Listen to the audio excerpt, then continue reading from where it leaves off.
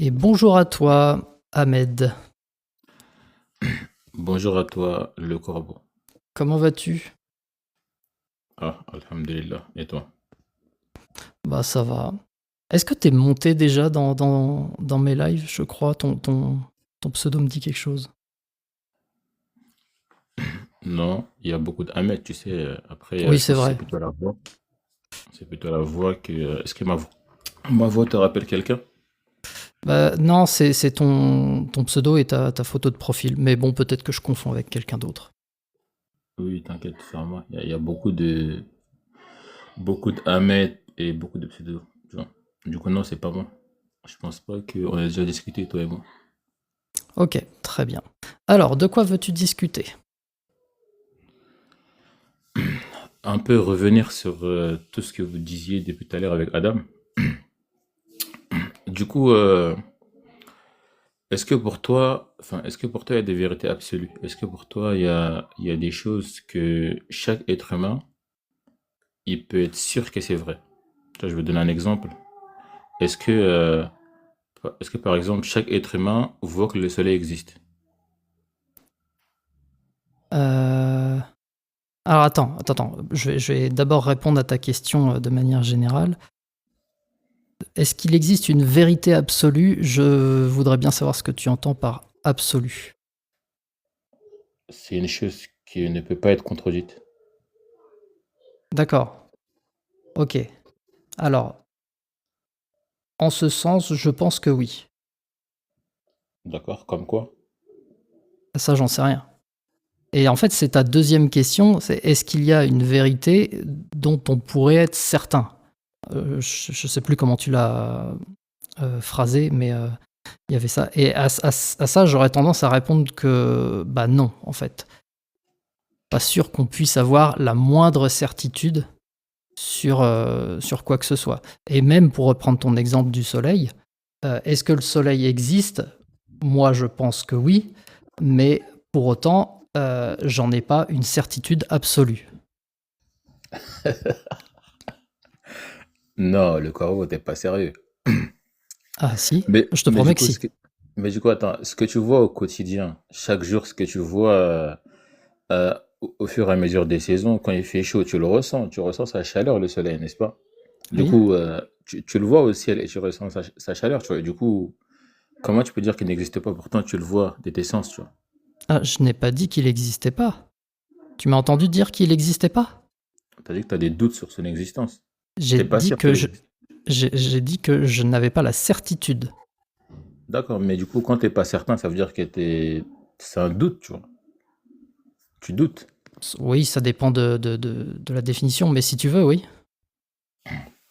Mais pour quelle raison, pourtant, on le voit, on sent sa chaleur, on le voit. Pour quelle raison est-ce que tu doutes de quelque chose que tu vois? Est-ce que le fait de voir quelque chose, c'est suffisant pour affirmer que ça existe? Bien sûr. Est-ce que tu as déjà fait un rêve? Ah oui, beaucoup, tout le temps, oui. Et pourtant, ce que tu vois dans les rêves, tu vas pas me faire croire que tu penses que ça existe. Mais c'est différent, ça, c'est l'imagination, ça.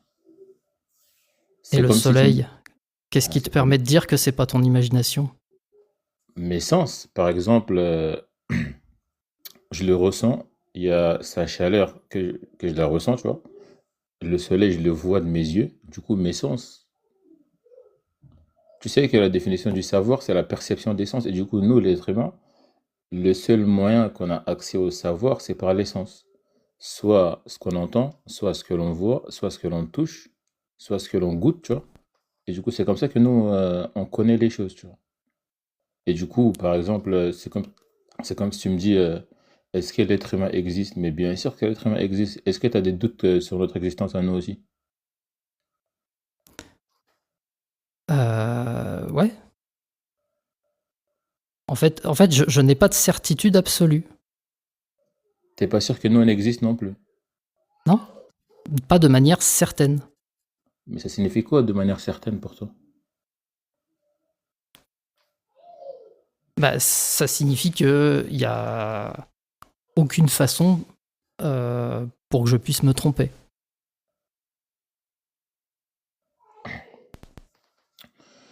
Mais est-ce que c'est de notre ressort à nous, la certitude? C'est-à-dire, je comprends pas la question. D'accord. Par exemple, enfin, là où je suis un peu surpris par rapport à te dire, c'est que tu me dis que ce que tu perçois n'est pas forcément ce qui existe ou ce qui est réel. D'accord. Mais Ouais. du coup, dans ce cas, est-ce que tu as une science qui te permet de dire, enfin, est-ce que tu as une science qui te permet de te dire que ce que tu perçois est réel ou pas? Est-ce que j'ai une science qui me permet de dire si ce que je perçois est réel ou pas? C'est ça. Euh,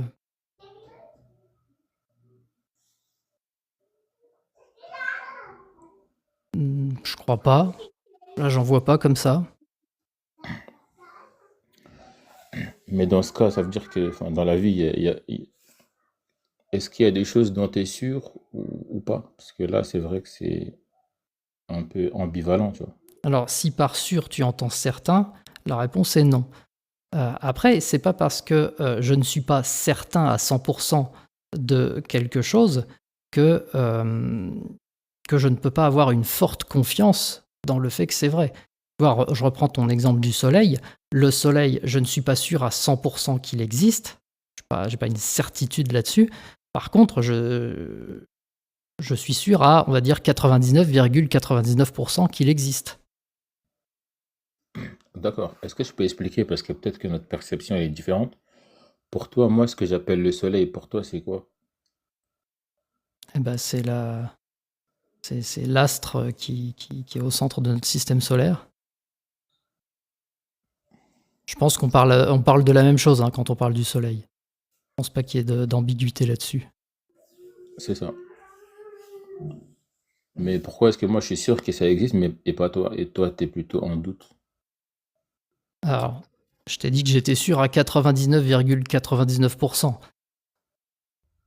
Donc, dire que je D'accord. suis en doute, j'ai l'impression. Après, c'est peut-être un problème de langage. J'ai l'impression que on- c'est pas tout à fait ma position de dire que je doute de l'existence du soleil. Si tu l'avais dit au début, que tu n'étais pas sûr que ça existait, au tout début, après là, tu as donné un pourcentage en disant 99%. D'accord, donc c'est quasiment... ouais, d'accord. Ouais, c'est quasiment une certitude, mais c'est pas une certitude absolue. Et en fait, la différence, elle est très importante. Et je vais t'expliquer pourquoi je raisonne de cette façon, si tu veux, si tu me le permets. Euh, Ok. en fait, euh, il y a quelque chose que je voudrais éviter à tout prix, c'est croire quelque chose qui est faux. C'est c'est important pour moi, c'est dans mes valeurs, si tu veux, c'est important pour moi de croire ce qui est vrai et de surtout pas croire ce qui est faux. Et le problème, c'est que si jamais j'avais une certitude totale sur quelque chose, donc une certitude à 100%, euh, eh ben je risque de ne jamais remettre ça en question. Et le problème, c'est que je peux avoir une certitude sur quelque chose, ça ne veut pas dire pour autant que je me trompe pas.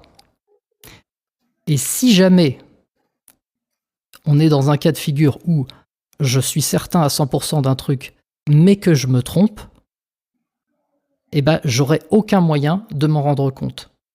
Et oui, si je suis certain à 100%, je vais jamais le remettre en question, euh, je vais jamais me demander si je me trompe ou pas.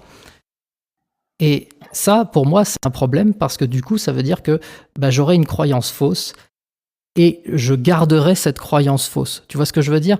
Je persévérerai dans l'erreur. Et ça, je veux pas. Ça, je veux éviter à tout prix. Donc, Mais pour là, ça... chacune de mes croyances, et j'ai terminé, Ok. hein, et pour chacune de mes croyances, je veux toujours me laisser une petite porte de sortie, un moyen de me rendre compte que je me suis trompé si jamais c'est le cas, de sorte d'abandonner une croyance qui serait fausse. D'accord. Là, Corbeau, ça pose un problème. Plusieurs me diraient. Déjà, le premier problème que ça pose, c'est au niveau du langage. Tu vois, tout ce que tu as appris dans le langage, c'est des choses auxquelles tu crois ou c'est vrai, tu vois. Première chose. Et deuxième chose, tout ce que tu as appris dans le langage c'est des choses que tu as appris. Je sais pas là, t'as quel âge, mais supposons que tu as 20 ans. Cela signifie que, enfin, non. Aujourd'hui, on sait qu'un homme ou un jeune homme, ou peu importe, ou l'être humain, on sait que jusqu'à 15 ans, il n'a pas d'esprit critique. Et même après 15 ans, son esprit critique, si on lui explique pas comment ça marche, il peut pas le comprendre, tu vois. Et du coup, dans ce cas, ça veut dire que de, supposons, de l'école primaire jusqu'à au collège ou au lycée, notre cerveau, il est comme une éponge. Il va justement, il va justement asperger tout ce qu'il entend, tout ce qu'il apprend, il va l'asperger et en plus de ça, on va lui répéter, répéter, répéter.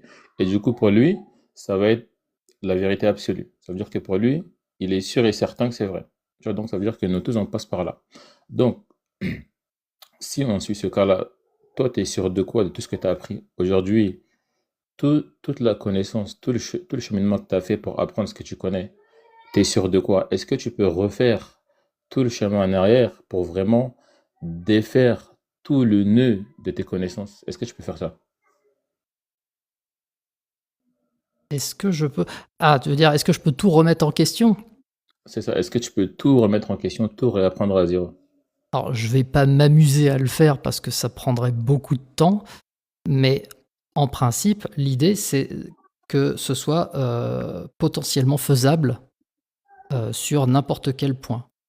C'est-à-dire que si toi, tu arrives et que tu me dis: «Eh non, en fait, regarde, là, tu te trompais sur tel sujet», et bah, je regarderai le truc et je me dirais: «Ah bah oui, effectivement, je me trompais. Donc maintenant, j'abandonne ma croyance fausse et j'assainis, en fait, heu, mes croyances de cette façon-là».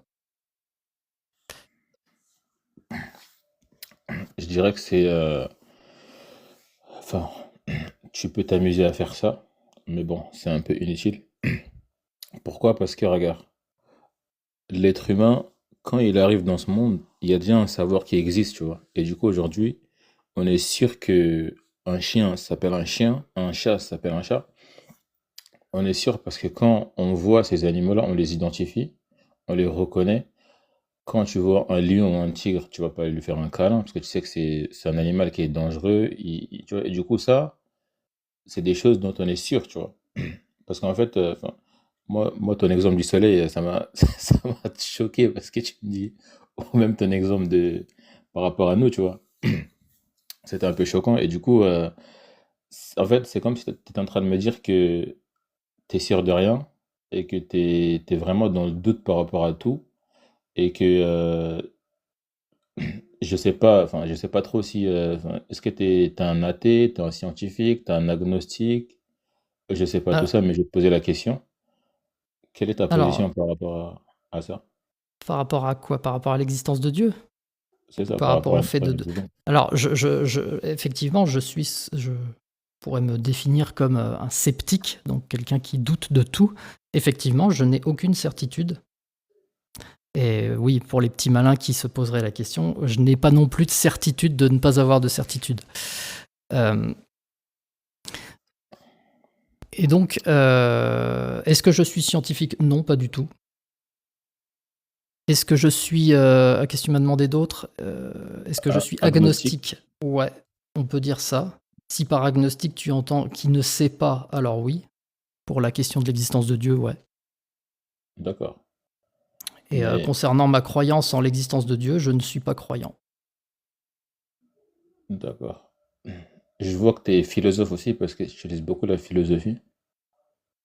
Bon, alors je ne sais pas je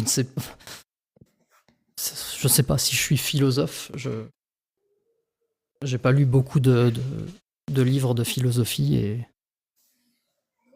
en réalité, j'y connais pas grand-chose à la philosophie. Donc je pourrais même pas te dire si je suis philosophe ou pas. D'accord. Parce que, enfin, je sais pas si tu connais Descartes ou Kant. Qu'est-ce qu'il disait, Descartes? Attends, qu'est-ce que. Bon, c'est pas grave, si ça me revient.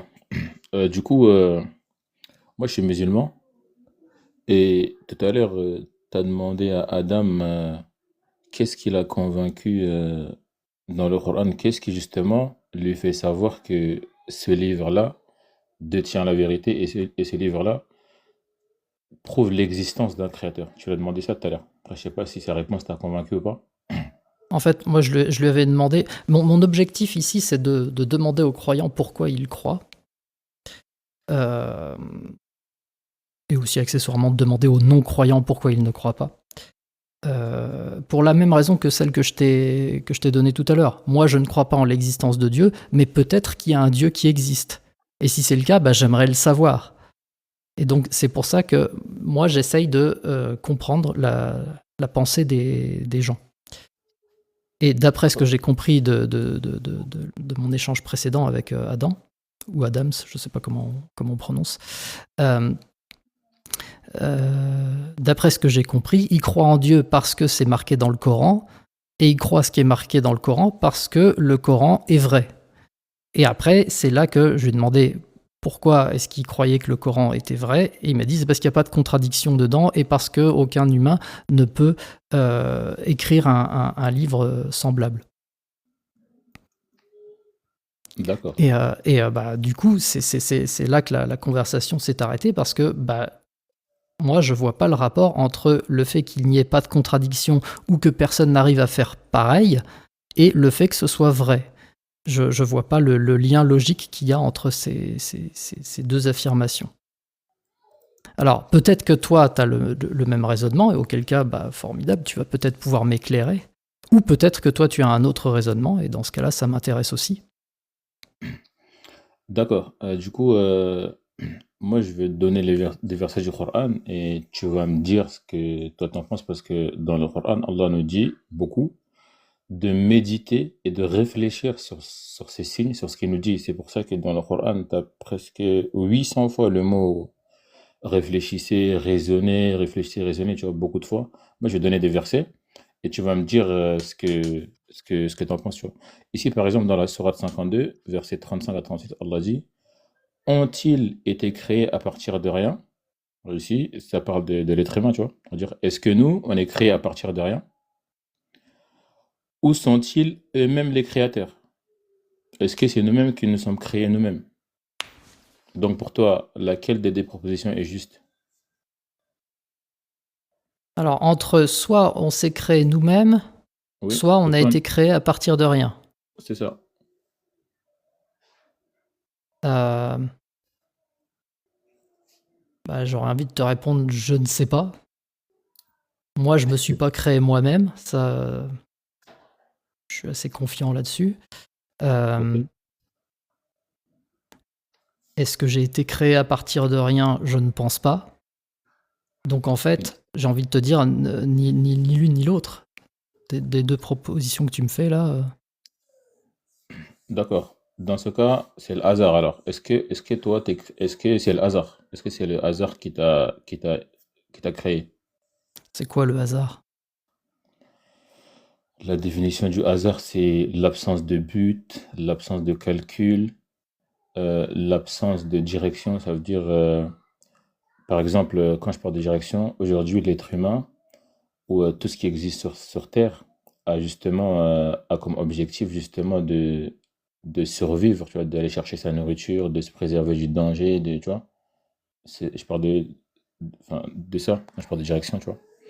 Est-ce que c'est le hasard dans ce cas? Parce que vu que le hasard, c'est l'absence de tout ça. Ok, donc ce que tu appelles le hasard, bon, c'est pas du tout la même définition que j'ai, mais je vais prendre la tienne. Ce que tu appelles le hasard, c'est l'absence de but. Oui, un, ça c'est le Et, premier. et donc du coup, quand tu me poses la question, est-ce que c'est le hasard qui m'a créé? Tu es Oui. en train de me demander, est-ce que c'est l'absence de but qui m'a créé? Ce n'est pas que l'absence de but, mais il y a l'absence de but, l'absence de raison, il y a l'absence de calcul aussi. Ça veut dire que c'est comme si, par exemple, quand tu prends la complexité de l'homme, le fait qu'il passe par des états pour sortir, le fait qu'il sort en état de bébé, ils connaissent rien, le fait qu'il passe par un cheminement, il grandit, il devient homme responsable, tu vois. Tout ça là, est-ce que le hasard rentre dans ces critères-là?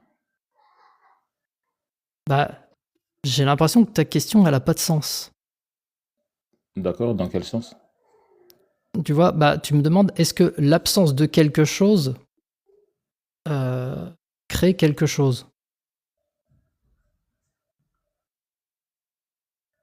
Oui, c'est Et ça le donc, hasard. en fait, si tu me demandes si une absence d'un truc crée quelque chose, j'ai l'impression qu'on est dans le même cas de figure que ce qu'on avait précédemment, à savoir que que c'est rien qui m'a créé. Tu vois ce que je veux dire? Bien sûr. Donc, en Mais c'est ça le fait, hasard. bah, du coup, c'est pas différent de ce que tu m'avais demandé précédemment. Donc, j'ai déjà répondu à cette question. Je t'ai demandé quoi précédemment? Tu m'as demandé si j'ai été créé par moi-même ou par rien du tout. D'accord. Mais du coup, toi, pour toi-même, tu m'as dit non. Tu m'as dit que c'était Et pas je t'ai possible. et je t'ai dit non pour les deux. Enfin, je t'ai dit probablement non pour les deux. Oui, mais attends, parce que regarde, là, enfin, le verset dit, sont-ils les créateurs? Ça veut dire, est-ce que toi, tu t'es créé toi-même? Donc, tu as reconnu que non, tu n'avais pas la force, tu n'avais pas la capacité, tu n'avais pas la connaissance pour te créer toi-même. Ça, tu le reconnais, il n'y a pas de problème. Mais du coup, là, enfin, tu as rejeté le fait que tu as été créé, tu vois. Ça, tu l'as rejeté. Tu te dis, t'es pas sûr de ça, n'est-ce pas? Mhm. Et Bah, donc, moi, en tout cas, moi-même. d'accord. Euh, donc, t'es pas, enfin, tu rejettes le fait que tu es créé toi-même. Ouais. D'accord. Ah, Du coup, ça y est. Excuse-moi, j'ai un petit puzzle à faire. Tac. C'est fou ce truc, comment c'est nul. Excuse-moi. il n'y a pas de Vas-y, souci. continue. Du coup, tu as rejeté l'idée que tu as été créé à partir de rien. Ça, tu l'as rejeté. Et tu as reconnu que tu t'es pas ton propre créateur. Ça, tu l'as reconnu. Ouais. Dans ce cas, je t'ai proposé une troisième option. La troisième option, c'est le hasard. Oui. Et là, Est-ce je que t'ai fait toi, remarquer que d'après la définition du hasard que tu m'as donnée, ça ok, revient en fait à l'option créée à partir de rien du tout. Puisque tu m'as défini le hasard comme une absence de quelque chose. d'accord, Donc si c'est le hasard qui crée quelque chose, ça veut dire que ok. c'est l'absence de quelque chose qui crée quelque chose. Donc ça revient au cas de figure créé à partir de rien. Ah non, Et, parce que ici, le verset qui dit ont-ils été créés à partir de rien, c'est une question, tu vois. Tu vois, c'est que ici, par exemple, est-ce que tu as été créé à partir de rien? Bon, si tu veux, tu peux le mettre dans bah, le hasard, etc. si j'avais répondu oui à cette question, si j'avais répondu oui, alors la question est-ce que tu as été créé à partir du hasard, ça aurait été oui également. D'accord, mais ici, c'est plutôt, ici, la question qui est posée, c'est pour dire que Allah, c'est lui qui t'a créé à partir de rien, tu vois. C'est pas plutôt, parce que lui, il t'a créé à partir de rien, mais pour un but, tu vois. On va terminer le verset, et ici, il dit, où ont-ils créé les cieux et la terre? Est-ce que c'est l'homme qui a créé les cieux et la terre? Je ne pense pas.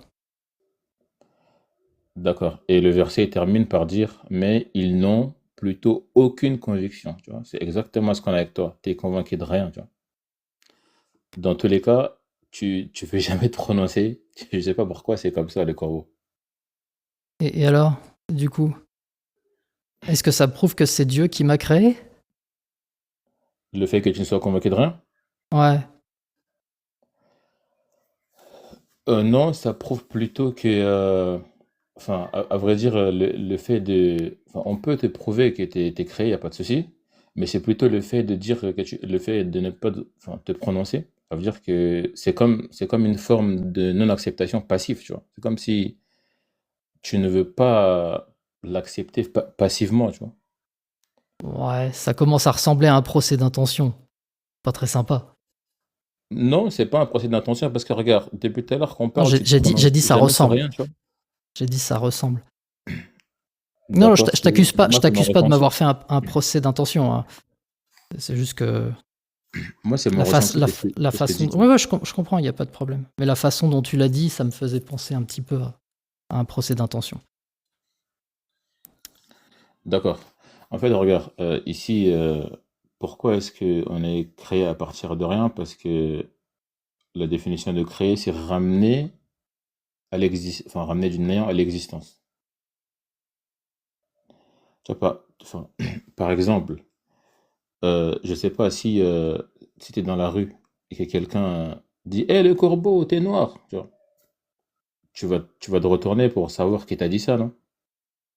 Tu vas chercher. C'est que chaque action, enfin, l'action de cause à effet, tu vois.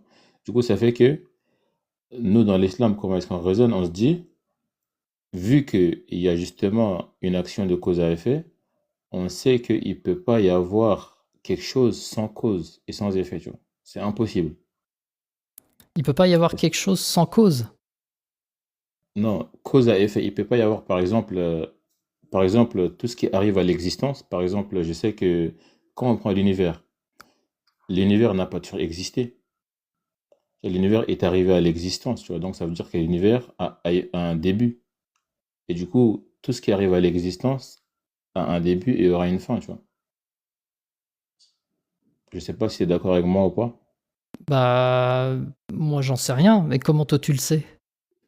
Que tout ce qui a un début aura aussi une fin. Ok, c'est simple. Moi, je prends l'exemple sur la mort. Je sais que l'être humain Ah, faut éviter de prononcer ce existe, mot-là. d'accord, par la fin de vie ou la disparition. Mhm. Ça va comme ça? Ouais, très bien. Par exemple, quand je prends la fin de vie, je sais qu'il y a un début de vie qui est la naissance et la fin de vie qui est la fin de vie, tu vois. Du coup, ici, Ouais. le début de vie, bah, c'est la naissance, ça veut dire que tu commences à exister, et la fin de vie, bah, tu disparais. Oui, là tu m'as juste donné un exemple de quelque chose qui commence et qui se termine. C'est ça? Mais est-ce que ça te permet, à partir juste de cet exemple, de conclure que tout ce qui commence finira forcément? Bien sûr. Ah bon? Oui. Pourquoi? Parce que pour toi, ah oui, d'accord. Du coup, Bah, tu moi je veux bien, partages hein. le En truc. fait, je suis pas contre ce que tu dis. Je veux juste que tu me donnes une bonne raison de l'accepter. C'est tout. C'est ça ma position. En fait, me donner Hmm, un exemple où effectivement il y a un début et une fin, pour moi, ça suffit pas à pouvoir affirmer que dans tous les cas, chaque fois qu'il y a un début, il y aura une fin. d'accord, je Et comprends. en plus de Est-ce que... ça, je pense pas que ça nous renseigne sur la question de l'existence de Dieu. Si, si, t'inquiète, on va y Ok, arriver. vas-y, bah alors continue. Est-ce, est-ce que toi, tu as un début et une fin? Alors, je pense que j'ai eu un début, oui, et je pense que j'aurai une fin, probablement. D'accord. Mais pour tout le reste, par exemple, pour notre environnement, tu penses que notre environnement, il aura pas de fin, si je comprends bien, vu que t'es pas convaincu. Ah, j'en sais rien. Franchement, je te le dis honnêtement, j'en sais rien. D'accord. En fait, ça me pose pas de problème d'imaginer qu'il y aura une fin, et ça me pose pas non plus de problème d'imaginer qu'il y en aurait pas. D'accord. Du coup, nous, dans l'islam, on sait que, regarde, nous, comment est-ce que, on voit le monde? Nous, tout ce qui existe dans ce monde-là est créé. Tout ce qui existe dans ce monde-là a eu un début et aura une fin. Par exemple, l'univers lui-même n'a pas toujours existé. L'univers a eu un début. Pour nous, le temps a eu un début. Pour nous, l'espace a eu un début. Pour nous, la matière a eu un début. Et tout ça, ils auront une fin. Après, leur fin, elle est, par exemple, quand tu prends, par exemple, un spectre, tu vois. Dans un spectre, il y a plusieurs types enfin, il y a un début, il y a un milieu et il y a une fin, tu vois. Du coup, dans un spectre, je te prends l'exemple sur la vie de l'homme. Tu sais que, il y a des gens, ils sont nés dans un certain temps et du coup, ils vont mourir plus tôt. Et d'autres, ils sont nés au milieu et du coup, ils vont mourir un peu dans un moyen temps et d'autres un peu plus tard, tu vois. Ça veut dire que tout le monde n'assistera pas à peu près à la fin de vie de tout le monde, tu vois. Du coup, enfin, pourquoi je te prends cet exemple? C'est pour te dire que, par exemple, le soleil, il a de l'hydrogène à l'intérieur, tu vois. Et du coup, le soleil, il va se consumer et arriver à un temps où justement il va s'éteindre, tu vois. Le soleil, la lune, les astres et même l'univers lui-même, il aura un temps où justement il va s'éteindre, tu vois. Cependant, ces faits dont on parle là, je ne sais pas si tous les scientifiques sont d'accord ou pas, mais je sais que certains partagent cette idée du fait que en fait l'univers aura une fin. Mais nous, le Coran nous dit qu'en fait, l'univers sera plié comme un livre, tu vois, à la fin, tu vois. C'est que l'univers aura une fin, tu vois, pour nous. Du coup, après, je sais pas si tu partages ces points de vue-là ou pas, tu vois. Alors, je voudrais savoir, parce que depuis tout à l'heure, tu dis pour nous. euh, Quand tu dis pour nous, en fait, c'est parce que c'est écrit dans les textes de ta religion, c'est ça? Pas simplement. De un, c'est écrit. Et de deux, je partage un peu ce point de vue avec certains scientifiques qui donnent justement un modèle de fin à l'univers. Il y en a certains qui te parlent de Big Crunch, il y en a certains qui te parlent d'une fin à l'univers, tu vois. Du coup, en Ouais. fait, il y a nous, et je parle de nous les croyants, parce que nous les croyants, on croit que l'univers aura une fin, tu vois. Nous, on croit que cette vie-là, elle est éphémère, elle est pour un temps. Et du coup, je parle de ceux, il y a certaines personnes qui croient que l'univers aura une fin, mais ils sont pas pour autant croyants, tu vois. Ouais, ouais, j'entends tout à fait. Mais du coup, toi, si tu crois que l'univers aura une fin, c'est parce que c'est écrit dans les textes de ta religion, non? Corbeau. Pourquoi tu vas utiliser cet argument-là? En fait, c'est... J'essaye de comprendre, j'essaye de comprendre. Je comprends bien que D'accord. j'essaye pas de débattre contre toi. C'est pas du tout l'objet de mes lives. Moi, je veux savoir, D'accord. toi, est-ce que si tu crois que l'univers aura une fin, c'est parce que c'est écrit dans les textes de ta religion, ou est-ce que c'est parce que tu as écouté des scientifiques qui t'ont dit que ça allait être le cas? D'accord. En premier, c'est écrit c'est écrit dans le Coran, en premier, tu vois. En premier, tu vois. En deuxième, moi, j'y crois. Et en troisième, je suis allé faire des recherches. Je me suis intéressé à la thermodynamique. Je sais pas si tu connais cette science. Du coup, la thermodynamique, c'est la science de conservation d'énergie dans dans le monde automobile, tout ça, tu vois. Et du coup, la thermodynamique dit qu'en fait, chaque astre dans le ciel a justement une énergie qui est à l'intérieur. Et cette énergie-là, elle se consume, tu vois. Et du coup, ça, en fait, ça m'a juste conforté dans mon idée. Mais oui, c'est écrit dans mon livre. Tu vois. Ok. Donc d'abord parce que c'est écrit. Et du coup, c'est là que c'est intéressant, parce qu'on en revient finalement toujours à la même question. Comment tu sais que ce qui est dans le texte est vrai? D'accord. Déjà, on va prendre le Coran de façon globale, tu vois. Ça veut dire que ta question, c'est de savoir pourquoi déjà moi je crois au Coran, pourquoi est-ce que je crois que c'est vrai, tu vois. Déjà, de un, à la base, je me suis intéressé au contexte historique. Le Coran a été révélé au 7e siècle. Au 7e siècle, au moment où, je sais pas je sais pas si tu pourras nier ça, mais je pense pas qu'au 7e siècle, il y avait la technologie du 21e siècle. Je pense pas qu'au 7e siècle, il y avait un niveau de connaissance et de savoir aussi développé que maintenant. Je pense pas qu'au 7e siècle, on pouvait faire des fusées. Je pense pas qu'il y avait ça au 7e siècle. Est-ce que sur ça, on est d'accord ou pas? Ouais. D'accord. De un, le moment où le Coran a été révélé, le prophète à qui le Coran a été révélé et l'époque où le Coran a été révélé, déjà, ça c'est mon premier point, tu vois. Le deuxième point, le contenu du Coran, ce qu'il y a dedans.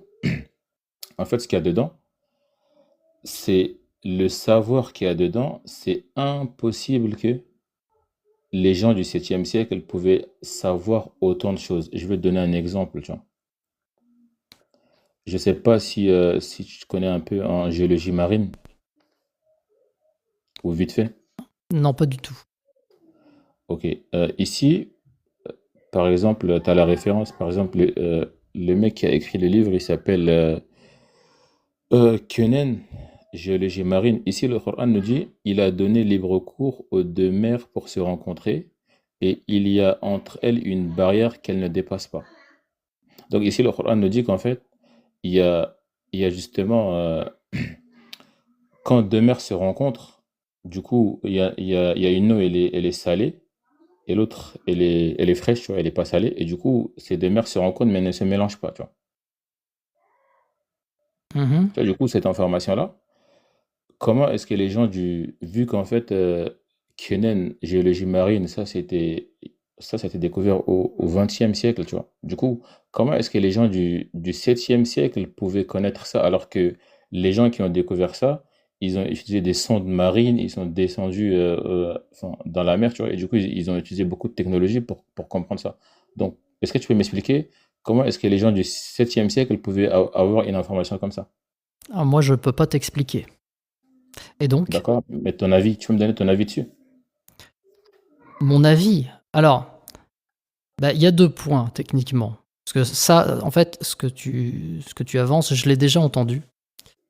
Heu, j'ai envie de dire, ça se voit qu'en surface, les zones se mélangent pas. On peut voir, sur YouTube, tu peux voir des vidéos, c'est assez facile à trouver. Ça se voit en fait. Il n'y a pas besoin de technologie incroyable pour remarquer que, ah bah oui, les zones se mélangent pas. Et encore, elles se mélangent pas, c'est seulement au début parce qu'elles finissent par se mélanger. Mais même en admettant, que le prophète ait eu accès à des informations euh, que- que- qui étaient impossibles à obtenir à cette époque. En quoi est-ce que ça prouve Dieu? C'est ça que je comprends pas. D'accord, je te dis, c'est le niveau de savoir et de connaissance. C'est que, regarde, tu vois, en fait, ta réponse, elle n'est pas convaincante. Pourquoi? Parce que toi, à l'œil nu, tu peux rien voir. On peut aller avec toi. Moi, je peux te ramener dans un endroit. Je sais l'endroit où justement ces deux mers se rencontrent. Tu vois, moi, je veux te ramener, tu vois. Mais du coup, toi, tu ne sauras pas. Par exemple, là, si je te demande, est-ce que tu peux me dire dans quel endroit sur la Terre, là, il y a un endroit sur la Terre où deux mers se rencontrent mais ça ne mélange pas. Est-ce que tu peux me dire c'est lequel? Moi, non. Ah, tu Parce vois, que ça veut dire que c'est pas des choses qu'on regarde. Des deux, regarde, est-ce que tu peux me dire le niveau de densité de l'eau? Tu vois, la densité, la température, tu vois, est-ce que tu peux me dire le niveau de salinité? non, Est-ce qu'à l'œil nu, tu peux savoir quelle eau est plus salée que l'autre? Est-ce que tu peux savoir ça à l'œil nu? non, moi non. Bah donc, t'es pas le seul. Moi non plus, je peux pas le savoir, tu vois. C'est impossible. Ouais. Et donc, le fait que j'ignore ça, qu'est-ce que ça prouve? Bah ça prouve que cette information-là, elle peut pas être révélée, elle peut pas être connue des hommes de ce siècle-là. Pourquoi? Parce qu'à cette époque-là, ils n'avaient pas autant de connaissances, autant de savoir. Et du coup, si une information qui est révélée il y a 1400 ans et qu'on découvre que maintenant, ça prouve que cette information-là, elle est que divine, elle peut pas être humaine, tu vois. Ça, c'est une parmi Pourquoi? les informations. On Pourquoi? peut En y aller, fait, hein. c'est précisément là qu'est le point. C'est-à-dire que là, en fait, j'ai l'impression que tu fais un argument d'ignorance. C'est-à-dire que tu te sers de mon ignorance pour prouver ton point. Euh, et en fait, ça marche pas. Ça marche pas, pourquoi? Parce que je pourrais très bien imaginer. Regarde, je te propose une hypothèse. Moi, j'y crois pas, hein. Je pense pas que ce soit ça qui se soit passé. Mais juste pour l'expérience de pensée, je te propose cette hypothèse. En fait, le prophète de l'islam, enfin celui que tu appelles le prophète de l'islam, il avait un pouvoir magique qui lui permettait de voir le futur. Et c'est ce pouvoir magique qui lui a permis d'obtenir les connaissances qu'il ne pouvait pas avoir à cette époque. D'accord, Tu mais vois quel est que ta preuve? dans... Non, non, non, attends. Là, je n'affirme pas que c'est ça qui s'est passé. Tout ce que je veux montrer avec cet exemple, c'est que euh, cet exemple explique parfaitement comment il pouvait avoir accès à des informations. Et pourtant, dans mon exemple, j'ai pas fait intervenir Dieu. C'est-à-dire que mon exemple, il pourrait marcher qu'un Dieu existe ou non. Tu vois ce que je veux dire? La question ici, c'est de savoir comment tu sais que c'est Dieu qui lui a soufflé les réponses au prophète. En fait, tu soulèves D'accord. un point intéressant, c'est le prophète avait des informations et apparemment, à cette époque, il ne pouvait pas les avoir. Comment ça se fait qu'il avait ces informations? Et on peut Exactement. imaginer en fait plein de scénarios différents D'accord. dans lesquels on explique comment il a pu avoir accès à ces informations. parmi ces scénarios, on peut imaginer le scénario, en fait, le prophète de l'islam, c'est un vrai prophète, et il y a vraiment un Dieu qui lui a soufflé les réponses. Ça marche, cette hypothèse explique bien les choses. Mais c'est pas la seule. Et en fait, juste poser la question de « Ah, et comment t'expliques que ?» ça ne suffit pas à prouver que c'est ton hypothèse qui est la bonne. Tu vois ce que je veux dire ? Si, je vois, mais tu proposes quoi dans ce cas? Ah, moi, Parce je que moi, propose rien tu du connais ma tout. position, tu vois. La charge de la preuve n'est pas sur moi. C'est toi qui affirmes que Dieu existe en te servant de cet exemple-là. Oui, mais du coup, moi, je t'ai dit que, enfin, toi, tu demandes comment est-ce que lui, parce que l'exemple du magicien, ça ne passe pas parce qu'on sait qu'un magicien ne connaît pas le futur. Aucun homme sur Terre, ça c'est la réalité, aucun homme sur Terre ne connaît le futur. C'est impossible. Alors, je suis d'accord avec toi, mais encore une fois, qu'est-ce qui te permet d'affirmer Qu'aucun homme ne connaît la réalité. qu'aucun homme ne connaît le futur ? Ah bah ça c'est... Déjà, je me prends D'ailleurs, moi. Je d'ailleurs, me en prends plus, moi et je te prends toi. dans ton exemple, c'est faux, puisque le prophète, d'une certaine façon, grâce à Dieu, a connu le futur. C'est ça, mais c'est pas, Donc, c'est grâce à Dieu, c'est pas lui, c'est pas de son ressort. oui, mais du coup, ça veut dire que c'est quand même possible pour un homme de Ah non, connaître le futur, si Dieu l'aide. ah oui, Mais peu importe. La question ici, c'est comment toi tu prouves ton point. Parce que dans la continuité de la discussion, c'était le but. Le but du jeu, c'était de prouver que Dieu existe en se ok, servant du fait justement que le prophète avait accès à des informations inédites. ok, pas de Euh, problème. Je te raconte, regarde. Nous, ce que le prophète sallallahu alayhi wa sallam nous dit, lui, il avait l'habitude d'aller méditer dans une grotte, tu vois, en Arabie Saoudite. Cette grotte-là, elle est toujours là. Et il dit que pendant qu'il méditait, il y a une énergie, une lumière, un ange qui est venu, qui l'a saisi, qui lui dit, lis. Il lui dit, lis 3 fois. Il dit, je ne sais pas lire. Jusqu'à ce qu'il s'évanouisse. Ensuite, quand il s'est réveillé, il a couru, il est parti se cacher. Parce qu'il a eu peur. Il était surpris de voir une chose comme ça, tu vois. Et du coup, à partir de là, l'ange est revenu une fois, 2 fois, et là, il s'est habitué à sa présence, il s'est habitué à lui. Et du coup, là, la révélation, elle a commencé, elle a duré 23 ans. Et du coup, pendant les 23 années, il y a, il y a, il y a l'ange qui vient enseigner au prophète, qui vient lui révéler le Coran, du coup, de façon fragmentée. Du coup, des fois, c'est dans certains contextes, des fois, c'est, enfin, très souvent, c'est dans des contextes, et il y a certaines manières où, enfin, des fois, bon, c'est pas très grave. Du coup, le prophète, on lui a révélé ça. Cependant, lui, quand il a révélé ça, on lui a dit d'aller le propager. Cependant, quand l'information nous vient, maintenant, c'est à toi de faire ton choix. Tu vois. Moi, l'information m'est venue. Et moi, j'ai reconnu et je l'ai accepté que le contenu de ce Coran-là n'est pas humain. Pourquoi? Parce que je vois beaucoup trop de choses. Moi, mes sens, enfin, mes sens, je vois beaucoup trop de choses que l'être humain ne peut pas faire. Et ma réflexion me dit que malheureusement, je suis pas là pour je sais pas, juste manger, boire et dormir. Je suis pas là pour juste vivre, enfin, pour voilà, disparaître et être enterré et devenir de la poussière, tu vois. Je suis là pour un but, tu vois. Et du coup, le point que je voulais te faire soulever, c'est que le prophète sallallahu alayhi wa sallam a reçu une révélation et il est venu nous la présenter. Cependant, maintenant, c'est à nous de faire notre point de vue. Tu vois. Du coup, ouais, moi, alors j'ai je pris le comprends. livre et je l'ai lu et je l'ai compris et je l'ai accepté et je l'ai reconnu. Tu vois. Ouais, je Vas-y, je comprends. t'écoute. C'est une belle histoire que tu me racontes.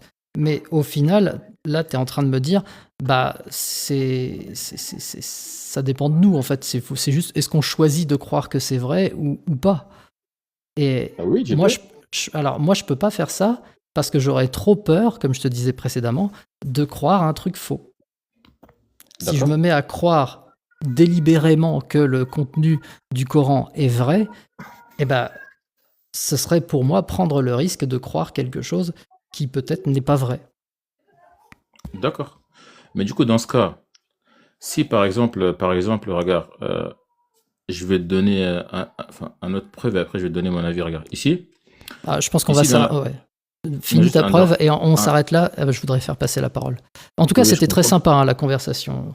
Non, t'inquiète, juste ces derniers, après je vais m'arrêter là. Ici, par exemple, ici, dans la sourate 24, verset 43, Allah dit: N'as-tu pas vu que Dieu pousse les nuages? Ensuite, il les réunit et il en fait un amas, et tu vois la pluie sortir de son sein. Tu vois ici, la raison, elle trompe pas. Tu vois, la raison, elle trompe pas, c'est qu'aujourd'hui, nous, on n'a aucune influence sur la météo.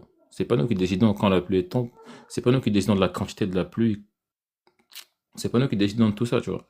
C'est des choses qu'on voit, tu vois, réellement, c'est des choses qu'on perçoit, tu vois. Après, là où je te dis que aujourd'hui, le Coran t'est venu, tu as le choix. Aujourd'hui, personne ne force personne à quoi que ce soit. Si toi, tu l'acceptes, tant mieux pour toi. Si toi, tu rejettes, tant mieux pour toi, tu vois. Tu vois, on n'est pas là on est là pour parler justement des choses que la raison ne peut pas rejeter. Par exemple, moi, je vois le soleil, je vois la lune.